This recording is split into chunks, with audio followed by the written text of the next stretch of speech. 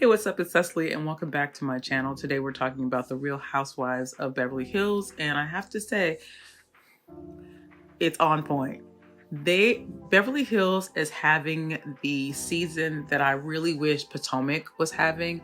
They've just got it right. There's enough meat here to feed everyone. Okay, so let's get into it. Boz is leaning so hard into her vulnerability, she might as well just lay down. You know what I'm saying? Like, one problem I was having with Boz's character, or with Boz's presence, sorry, character, it's Hollywood. At any rate, one problem I'm having with her character is that she's so strong, she's witty, she's funny. It's like, what do you really care about outside of your things? Meaning your people, your properties, your, Bozness. And a lot of times Black women get kind of roped into being like that superwoman. I did not want to see her be an accessory for Dorit or for anyone. I wanted to see her be a living, breathing person. And she is that, definitely in this episode. We see her talk about her fibroid journey, right? She is headed to surgery with her means right next to her to have at least 10 fibroids removed, which is wild. Fibroids are a problem that definitely affect Black women, especially. And so it's interesting that we got here and we're on our way to surgery with her. Another extremely vulnerable moment is her discussing how she may want to have children with this man, and he hasn't had any kids, and this is her first step in seeing if she can actually carry a child. Now, the fibroids may or may not affect her carrying a child, but also fertility is also in question, right? Knowing Boz, she must already have that assessed, and that must be the thing to make her uterus optimal for having children. My questions are, does she have her eggs frozen? Does she still have eggs? That sort of thing. Yes, some of us girls over 45 do have eggs, okay? And we have healthy eggs that can produce healthy children. However, I found this part very relatable, especially being in my late 40s, dating men who don't have children in Los Angeles. There are lots of these creatures that are around, and they've waited to the last minute to have children. And the thought is that when they're ready to settle down with someone, that they want to have a child. And that moment where you realize that, oh, especially for those of us that had children young, it's like, I might have to produce children for you.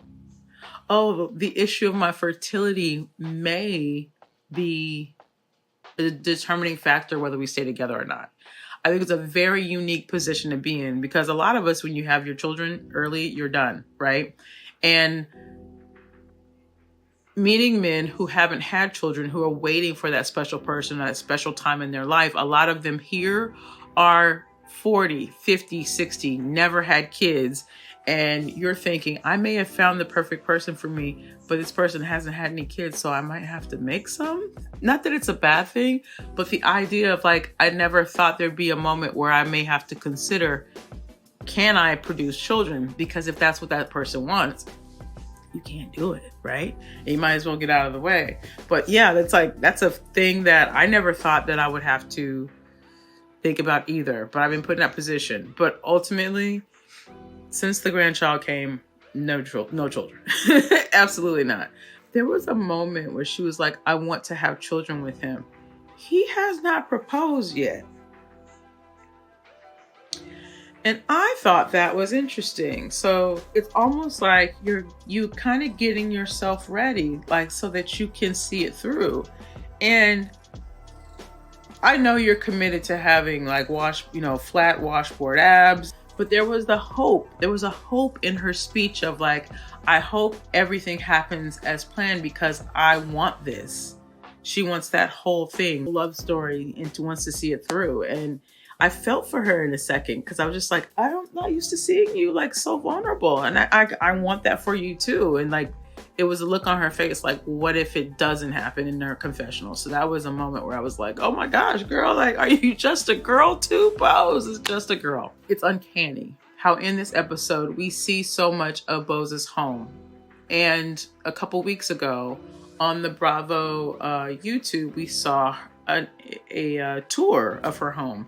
And unfortunately, due to the fires here in Los Angeles, she lost her home. So it's just really kind of like so spooky to see her in her grand bedroom and people coming to visit her and seeing different places in her house. Like, I mean, it looks so gorgeous. Oh my God. Yeah, that must have really hurt to see this episode if she saw it. The second visit was Kyle. And so Bose leads into her confessional, like, I don't know why she's coming. She's coming to visit me, you know, because of my surgery, and or, you know, to give me her side of the story. And I thought, don't think like that. Like, maybe this is the opportunity for her to get to know you. But it's clear she came to share her side of the story. But this scene had me on one because Bose is so funny, because Kyle came in there with an agenda. She came in there with like basically a script, and I'm like, does Kyle know that she's not taking it seriously? Like, do you know that she's not buying this? When she was like, tit for tat, I was just like, can you imagine telling somebody a story like that and they're like, tit for tat? Because I guess in Bose's mind, she's like being analytical. She's like, okay, let me find the fallout. And I think that's weird that how Kyle pulled that out. Like, in a passive aggressive way, it's like, you say that I'm inappropriate with your husband, but what about this? And she didn't say that outright, but that's exactly what that means. It's like, so me and your husband text about memes and jokes, but I've seen you kiss my husband from behind. And then today I watched channels that did nothing but like Dorit and Mauricio moments together, and I never really picked up on that. I think I'm really good at that, but I was like, I didn't know that this was a thing. I did see moments where Mauricio was like not operating in his best energy. I did see some of the things where he'd lick people up and down and stuff like that. And that moment with him and PK picking like which one of the group would you? I thought that was so inappropriate. Especially knowing that they were mic'd and on camera. Like, why would you embarrass me like this? And I got this woman at the house all the time. Just any of them, really. I thought that was just really wild. You know, like, have some decency. One thing I will say about Sutton, you may not like her, but Sutton is not going to mince her words. It doesn't matter if she's cool with you or not. She will, if inspired, speak the truth. They were all at dinner and Dorit presented her "I don't like you, Kyle" speech. Sutton interjected and said to Kyle, you don't like it when people are mad at you. Like, you really don't like it. And I've been on the receiving end of being ignored by you. Now, she was already back cool with Kyle. She could have been quiet, like nanny boo boo, but I like that she's going to be authentically herself. I haven't watched the after show, so I can't tell you how things have changed. But I've seen Garcelle kind of bask in the glow of, I'm in and you're out. And it could be just the fact that she doesn't like Dorit that much, that she doesn't mind cozying up to Kyle. At first I thought, oh, she just really wanted to be friends with Kyle, and that's her motivation against Dorit. But I really think it's just a Dorit thing. I think it's all purely inspired by her wanting to piss Dorit off. So the Chuck E. Cheese thing, I complain a lot about the producers not doing innovative things. This was a step in the right direction. I feel like maybe somebody heard, I don't know. But the pizza party for your divorce thing was a nice thought. I think it was too little too late, regardless of where it ended up. But it's nice to see them rally around Erica. Erica looked highly pissed off at the whole notion. She was holding onto her purse and playing, and it's just so funny to see her try to shoot and stuff. She seemed completely aggravated, and I would be too. I hate Chuck E. Cheese. I do. So that all was cute. But this conversation with Kyle was just really not good. When the girls asked what was on the text, tell us what was on the text. They were dumbfounded. When I tell you that when she read the text out loud, everybody's face was like, and she got mad. Kyle got upset because she had to read that text in a way because she knew she was wrong. I took a screenshot of that text. It's right here. I promise you, if my homegirl had sent that text to somebody that I was intimate with, I know you have a lot of friends, but I am also one, and here if you need me. I've never repeated anything you have shared with me and never would, parentheses, meaning you can trust me always, close parens. We'll keep sending memes and won't forget laughing emojis.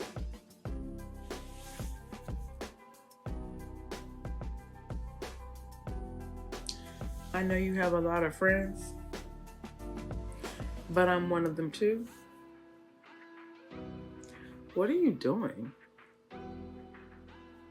For the sake of the fact that he is your husband's buddy, this is your ex-homegirl's man. What is this? Of all the friends, like, what is happening right now? Are you just trying to maintain access because of who he is and what he has going on? I mean, like, you guys have been talking about their relationship, which to me honestly feels like now I get why you have such a flippant manner towards Dorit. You know how sometimes you'll take on a friend's opinion about someone and you'll mistreat them? I know this is like, just be objective in your lifetime, especially if as a young person. You know, I see that too. Especially in situations where there's like 3 people. Triangulation is so prevalent in families that have narcissists in them. You have a narcissistic parent or whatnot. You got your black sheep. You got your golden child. And in friendships and love, in relationships, they tend to do this as well. I just really think that, especially, okay, take it even further, and I'm going to close this out because I can't breathe, is that PK would punish Dorit with a silent treatment. He would leave when he get upset and he wouldn't talk to her for weeks. Can you imagine being married to someone and they decide, not only will you not know where I'm at, but I'm not talking to you? Which is why it was so easy for him to say, well, we're not going to talk that much anymore, and cut it off, because he's a master at that. And he knows that that is something that she values. Most people value that because that's your person. You want to feel seen, you want to feel heard. But for someone, I don't know if you know this, but silent treatment is abuse. It's abuse. You're weaponizing silence by acting like that person is not there, being invisible, not answering questions. There's some people who are so very good at it. They can live with you and make you feel like you don't exist. And it is a form of abuse and can be as hurtful or even more hurtful than being hit. So to hear that he is communicating with your friend and jovial, jokey, right? Talking to you brings out the worst in me. If we spoke to the waitress the way that we spoke to each other, we would get kicked out. You know what? You need to improve the way you speak to me because you bring out the worst in me. He offloads his communication issues onto her. She has been so starved of this and kept in check with the silent treatment is that she overshares. Which is why I believe, like when they say she talks too much or she does too much talking, or there's something about the talking where she must zone out, or she's just constantly coming at it where it's like, that's enough. Like, we can't really hear you anymore. There's something behind this that's just way too much. And that is probably why she finds it triggering with Garcelle, because Garcelle spoke to that. I bet you that's something that she's heard from PK. And typically, not that I'm not a psychiatrist, okay? I study this stuff for my own healing.